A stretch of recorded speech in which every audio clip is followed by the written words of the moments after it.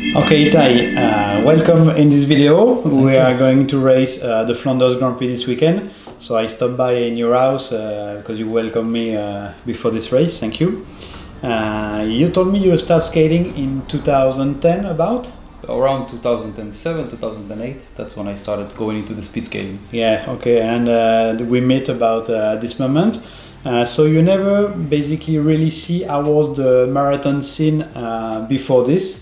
And you did never really see, I think, all the professional team with Salomon, Fila, Rollerblade in those years?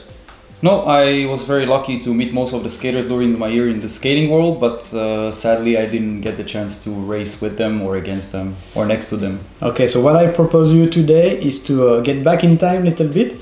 We will jump back in 2006 and I will show you the marathon from Val d'Europe. It was in Eurodisneyland Paris and we had a 42 kilometers race there with all the professional skaters from this year. There was about 100 skaters in the pack and it was one of the coolest races. It was the World Inline Cup, which was the biggest skating series in those years. And you see all the skaters that are now coaching Gary Laga, Kellen Dobbin, How was the racing back then compared to today? Compared to today, it was just mainly the marathon was the biggest on the scenes, and most important that most of the skater was professional. So just get in the video and look at this, man. Okay, let's look. So this is the start of the race actually. So you see there was a big pack of skater actually, a little bit like how it was in the World Roller Game Marathon. Most of the event we had easily 150 skater at the start that could compete good and get amazing results. So this is the men's race, and there was also the women's race. And Sport Plus was the French TV, and they were covering. They were covering live. Not live, but they were making report on the race, like a 40 minutes summary, not 40 minutes, but 15-20 minutes summary of each race that were happening in France. And how would you compare the media between today and the time back then? The time back then, like between 98 and 2006, the media, especially in France, was way bigger. So, and we had a lot of race that was on Eurosport, and a lot of race that was at least a summary in the national sport channel. Like every Sunday evening there was a report for the sport, and many times they were speaking about skating. But Sport Plus was the biggest one. The sixth time they covered the 6 races in the year about with those kind of report. And so publicity was much bigger back in the days. The publicity was good. Now actually the publicity today could be way bigger because of the internet. Yeah, we have Facebook today. Everybody shares, followers. So that the biggest tool we have basically is when skaters share the video on Facebook and on YouTube. That's the biggest way to grow the sport. But as you see in the race, there was a lot of the skater in front. In front is from the Zepto team. It was a German team, but the pack is big, you know. No. It's like so it was easier to follow. In those years, we were skating with 4x100 millimeter, which in my opinion was the best skate. I really love the 4x100 millimeter. I mean, the times basically stayed almost the same. Yeah, the time is still running a marathon around the 1 hour. Yeah, 1 hour 1 hour 2 minutes was very often. And we had jersey, like especially in the French races, we had jersey like in Tour de France. Here it's Thomas Boucher. He was with the green jersey, the leader of the sprint ranking. Here you see also the dust. It's a little bit like Paris-Roubaix in those races. It looks like. Yeah, it was amazing. Like it was one part of the lap was a tiny road, and so with dust on the side, so some skater had to go a little bit on the dust. The moto from the camera and from the referee go also on the side, and it makes dust when the. Yes. And how would you analyze their technique in compared to the technique of today's? Like let's take for example like Nolan Bedaif, who just won the world championships, and Bart, who is a many times world champion. Actually today the technique of the skater look much more clean. The bigger we go on wheels, I think the more rolling time we have, so the more we can spend time on having a nice technique, which look more like the ice in some way. Like the position is more static, and so transition between inline and ice was helping a lot of skaters. Yeah, now it's helping a lot of skaters to do the transition with the big wheels. Back in those days, 4x100 millimeters was rolling quite good, but still not enough. So we had a lot of also a little movement that could look parasite. Because if I analyze it from my point of view, knowing the today time, then I would say that they look different a bit with the recovery in their legs and the way they roll on the other under push. Exactly. Yeah, the under push, the recovery leg is way different. We had to do little more double push in those days because the gliding was less, so the double push was effective. So you see the dust part of the road. It's really amazing.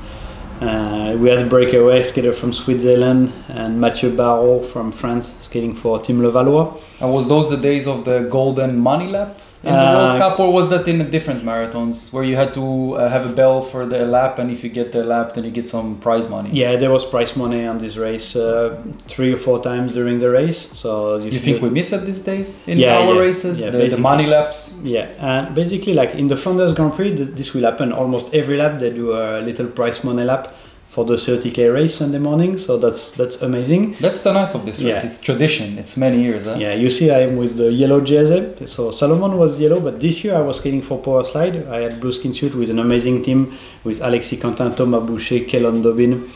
Big names. Big names. That was a very cool team. And the yellow jersey means I was leader of the French ranking in those days. You see skater from Lagos with the orange skin suit. Skater from Fila, skater from Roches, what happened with the time to all those teams? Because they disappear now from the skates. Power Slide still exists there, but Salomon is not there. Rollerblade is a bit growing up again, but Fila, for example, they disappeared from the speed skating completely. Yeah, it was. I think it was just because there was more TV, so it gave more interest for the teams to sponsor skaters, for the brand to sponsor skaters, and also. The market, there was big event like Berlin, and with a lot of skater behind. So there was a inline skate market was way bigger. So it was easier to sell skate and get also some budget to sponsor the team. Also the races was more interesting, like in some way, in a sportive way, let's say in those days. So it gives some interest, like. Many times was different skater who win every weekend. Now it's very often the same skater who are winning. So because their level is way high above the others, or because you would say that the tactic of the race is different with teams and stuff like that? I would say that the level of the skater now is probably higher. Like when I see Bart, when I see Nolan and Ewan, they are amazing skater. Probably stronger and training better than what we were doing. But the average level of the pack is the main difference. Here you see still at the end of the race you have 100 skaters who are here. And if you look at the roller games, you see 30 out of 500 at the main pack. Exactly. And that's the biggest difference. There were more skaters who train in those days at the average level and competing. Probably the skates also make the difference, like 4x100 create enough drafting and a little lower speed, so it's kind of easier to follow the main pack. So in some way maybe the entrance of the 125 is a bit separating the peloton a bit over here and there. Yeah, it makes it harder with to keep the peloton. So there was also the woman race, as you can see. So they also had team, Salomon, Verducci, Zepto, Rollerblade. That was also amazing years there. And this race was in Paris, just near Eurodisneyland. So it was a cool place. We had a little lap inside the park, and then the lap was I can't remember, but it was something like 3 or 4k around. So it was good for the public to watch it. It was also sometimes some little narrow roads. Were you passing through the city or something? Something central? Not inside the city, not like the Paris Marathon now. So totally different concept, because it's. This one was more organized like a sport event, like more for the athlete and less for the fitness massive part. But because of the TV, we could also touch a lot of people, and being on TV, when some skater they see this, they also get motivated to train, to get into the team, to get good skater. And so by analyzing and looking at the girls' race, since it's the first time I see this race with you, or in general this race, so I'm looking at the girls and it looks like the technique evolved a lot. If I took, for example, Francesca Lollobrigida, or the women who are more representative in the sports in the women's section today, then you really see a huge difference in the technique they skate. Yeah. They look like they get closer to the men technique. Exactly. Yeah, it's very similar. It was very tactical actually in those days, more tactical than technical, and because of the teamwork, it makes the race super tactical to play. The technique was also a big focus in those days, but it was still early in the skating. Inline skating was still very new. Yeah, and we still see the results. It's 1 hour 15. Yeah. It's not that far from today's results. Yeah. So even they had smaller wheels and better technique, they still managed to get almost the same times as we do these days. You see Nathalie Barbotin. Yeah. She's working for Lindroit now, still selling some skates. Yeah, and she was one of the best back in those days also. On the 4th place, I saw Giovanna Tuctarelli from Italy, which was very strong in the Marathons Cup. Yeah.